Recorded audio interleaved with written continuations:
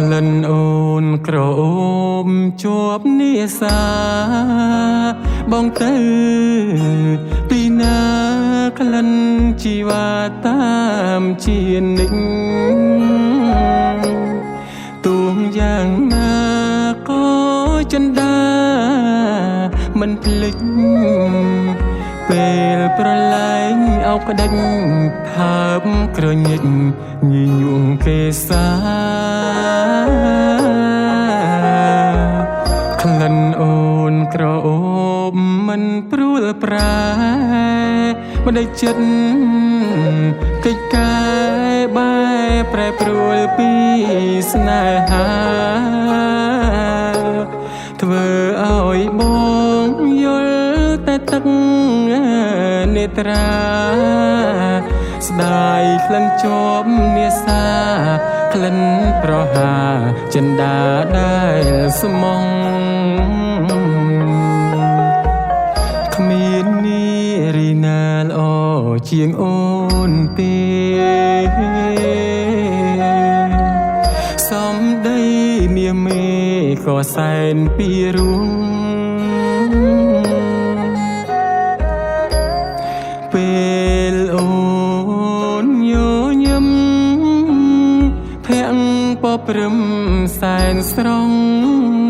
ដំណើរសំទាំងអង្គល្អໄວគ្មានទោះត្រង់ណាឥឡូវក្លិនឃ្លាតពីបងហើយក្លិនមាសបងអើយអត្រានត្រើយកាយទុកខាបើសិនជាក្លិនវិលវិញណាបងនឹងយកនេសាស្រោបក្លិនផ្កាមកទុកតែឯង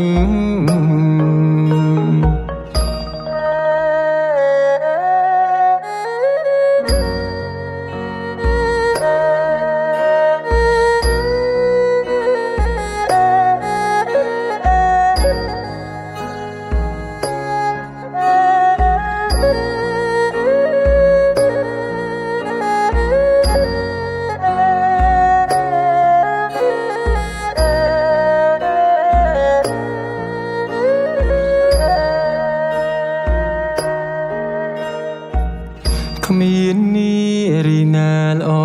ជាងអូនទេសំដីមាសមេ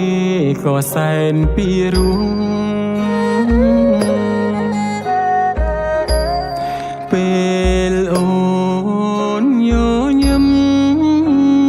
ភាំងពព្រឹមសែនស្រងដំណើរសំទាំងអង្គល្អໄວគ្មានទោះត្រង់ណាឥឡូវក្លិនឃ្លាតពីបងហើយក្លិនមាសបងអើយអ